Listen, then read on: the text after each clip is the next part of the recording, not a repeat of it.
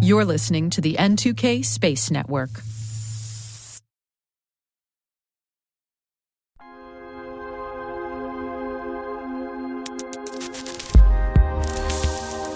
Welcome to T- Deep Space from N2K Networks. I'm Maria Varmazes, host of the T- Space Daily podcast. Deep Space includes extended interviews and bonus content for a deeper look into some of the topics that we cover on our daily program.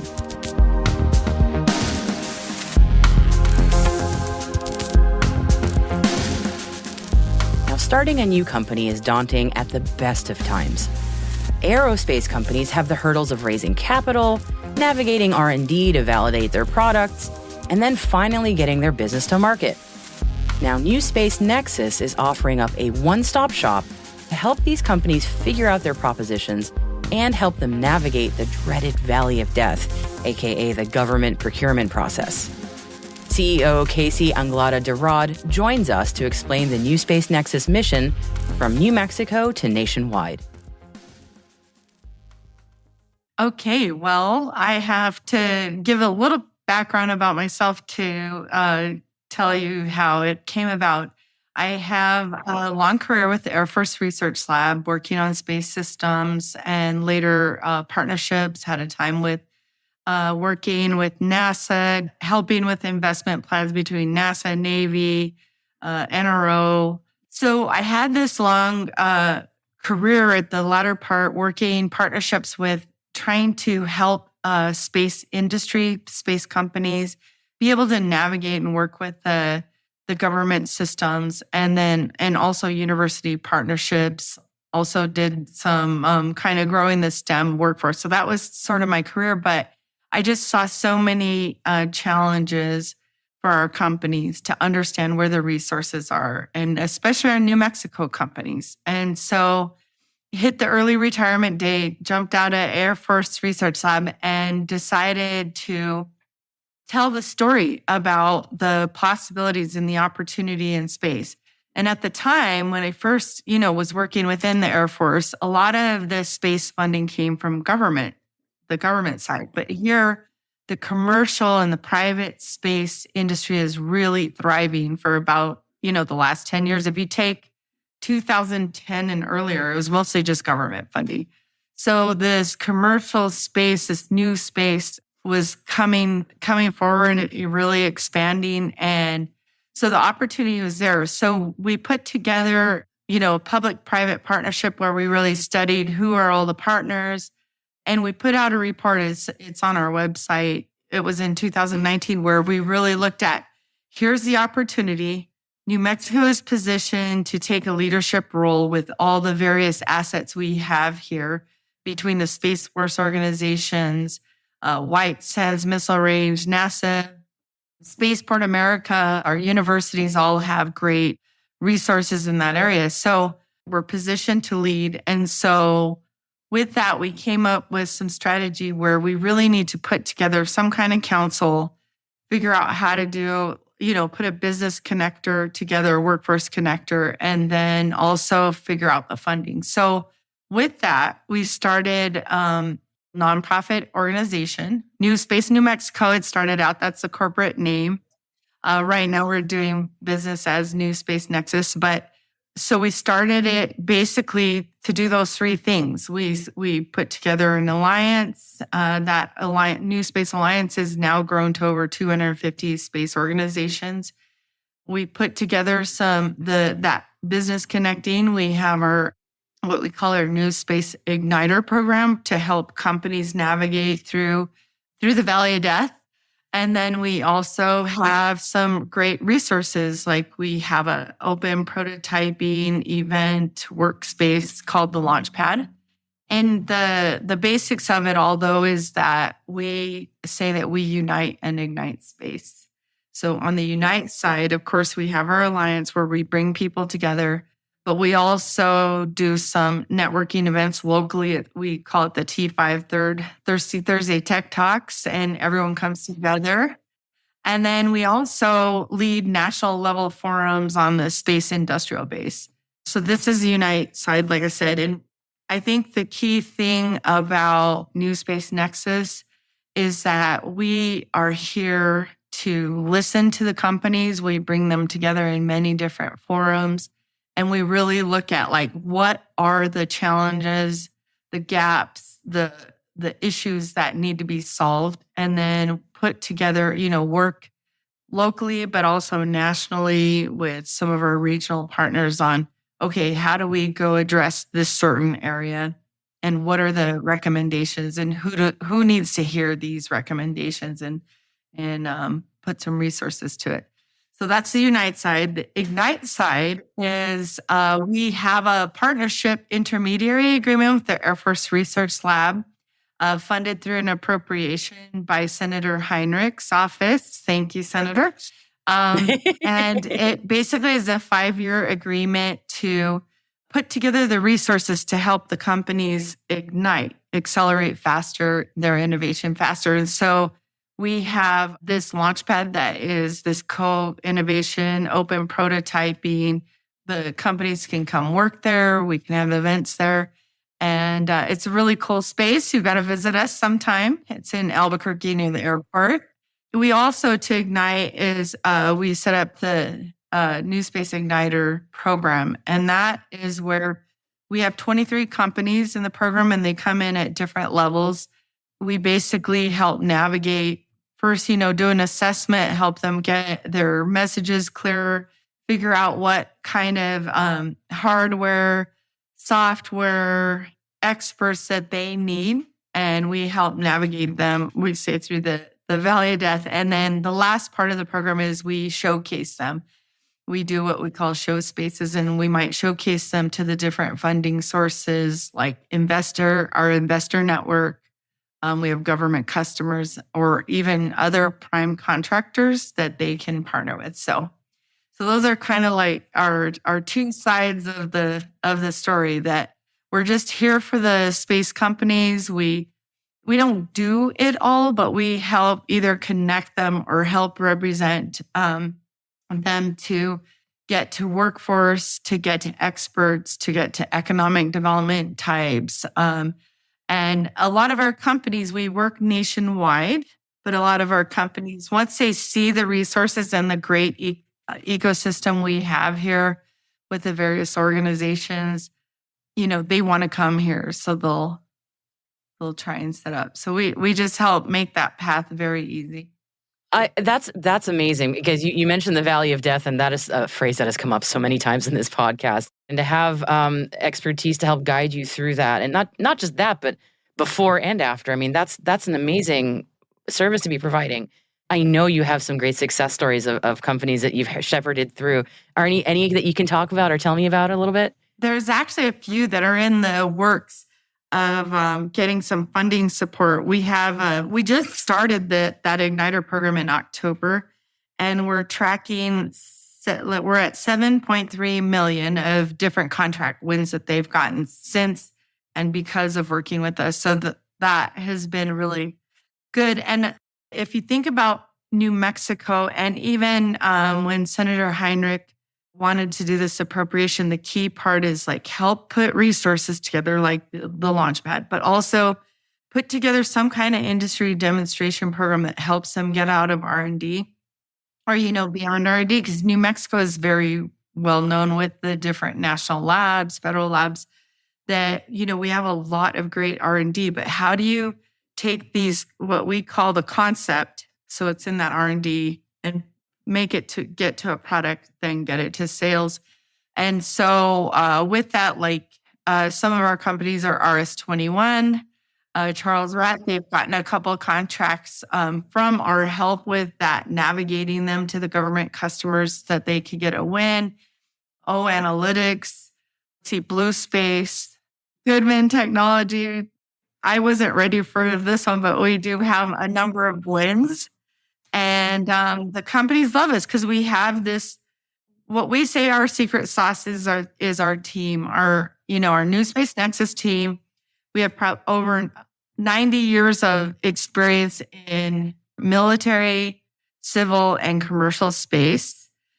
We have some expertise in strategic sales and product development. And then our engagement team is just the best at putting on events. And like we were one of the first hybrid virtual conferences and then hybrid when things opened up. So our team has this expertise. And then we have a consulting team that we bring on for like just, real specific needs that can help the companies. And then after that, we have what's called our Igniter Expert Network, which we have over 45 people in it now. And it includes, previous commanders of Air Force Research Lab and chief scientists and investors. And so our companies have this wealth of expertise when they come to us that they'll be able to get what they need.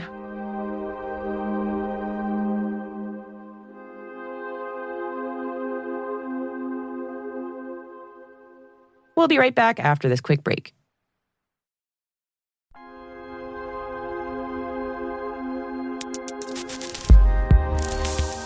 I know you mentioned at the beginning that NewSpace Nexus is also a nonprofit. So I'm curious, that is quite a different tactic, quite a different thing from many organizations that I speak to. I imagine that does make you quite unique. Can you talk a little bit about that? Well, I think one of the key things is, the companies see us as part of their team and that we can help, get them through these processes. One of our companies has said, working with us has cut at least a year off of their development cycle because they get to the needed resources faster. But the reason we wanted to do a nonprofit is we want to be this trusted resource to the space companies. And I think they value us. They know that we're not here to compete with them. We're here to help them. And so that's where it's been beneficial to be a nonprofit. I wanted to switch gears a little bit about the state of the space industrial base. Could you tell me a bit about what that is? Because I know it's pretty major, so I'd love to learn more about it. Right. Well, we started in actually 2019. Was one of the DIU Defense Innovation Unit. Some of the companies, Air Force Research Lab, got together and really looked at what the challenges were for the space industrial base.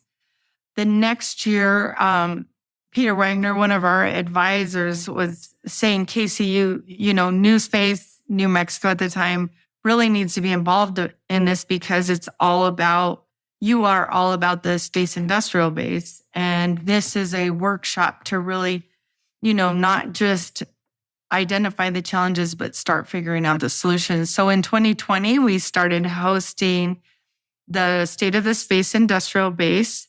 And we did this with our key partners, the Defense Innovation Unit, the Space Force, and the Air Force Research Lab. The basics of the conference is we host a conference, we set up working groups in topics that need, that there's challenges and we need addressing. There's usually like the space policy and finance. There's remote sensing, launch, now workforce, STEM, and education. And so the working group, will bring in speakers in all of these areas, keynote speakers, but then we go off and have these working groups. And it's kind of cool. We do Chatham House rules so no one can attribute, what's being said. And so there's a lot of really great open discussion. We call it, it's kind of like an unconference. It's not a bunch of talking heads telling you the way things are. It's where it's a participatory workshop. And so this year we had about 300 participants and usually about 100, primarily probably 75% industry. So it's not a bunch of government, even though the government leaders are our partners. This year, NASA was a key participant as well. We have great leadership from Commerce, NASA, DoD that all get involved. Last year, we ended up doing a specific workshop in Cape Canaveral, partnering with Space Florida. So NewSpace Nexus is kind of like the glue behind the scenes on the external workshops. But so Dale Ketchum from Space Florida ran that workshop. This year, we also partnered with Space Northwest. And again, NewSpace Nexus is kind of behind the scenes helping run that. And then the main conference is hosted by us. So we're definitely more out front with doing that. But after the workshop, all these working groups get this awesome information, and then it's put together in a report that comes out usually about August timeframe each year. And so you're working on it right now. Yes, I was just gonna say that the last 2 years I've led the workforce education working group, and literally today after this, the rest of my day is to finish up the workforce part of the report. Well, thank you for taking your time out of your day. I know that those deadlines are hard when you're right up against them. So thank you for speaking with me in light of that. Oh, of course. I was going to say, can we get a little preview of what's coming out in August? Any insights that you can share? And there's just been so much, I think so much going on, especially in commercial space, that one of the things I think what's been really cool about these workshops and these conferences and these reports is that, once you see it come out, you really start seeing the actual recommendations in the international conversation. I think, like, for example, space should be considered a critical infrastructure. And we're getting more and more and more and more to that point. But, we had Dr. Ezene Ozo-Okoro speak at our conference in June, who is a space policy leader for the White House. And with that, she has put out some policy papers. And I think we're getting closer and closer to where, space with how it's so linked with the banking, with, sensing the Ukraine conflict. There's been huge challenges and accomplishments from using space. So some things that will come out of that report are recommendations such as that.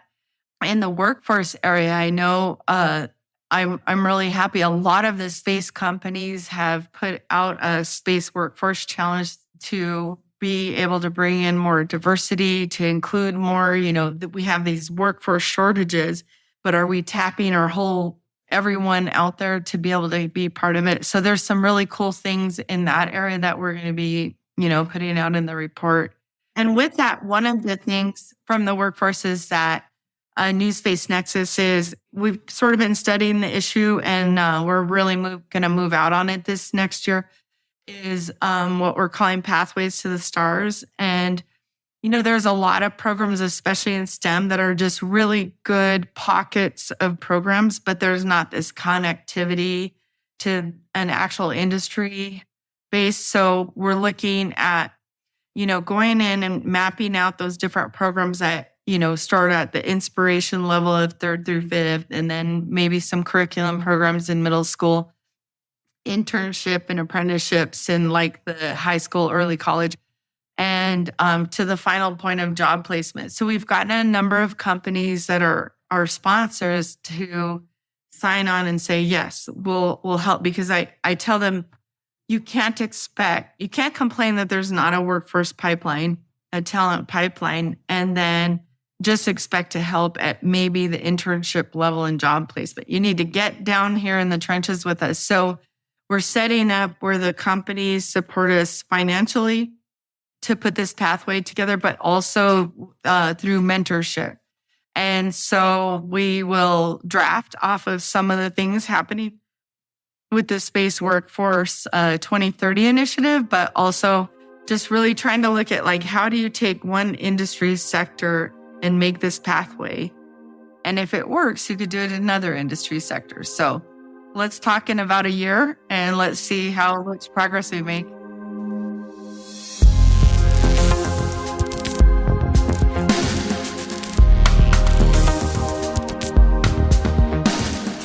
And that's it for T-Minus Deep Space for July 29th, 2023. We'd love to know what you think of this podcast. You can email us at space@n2k.com or submit the survey in our show notes.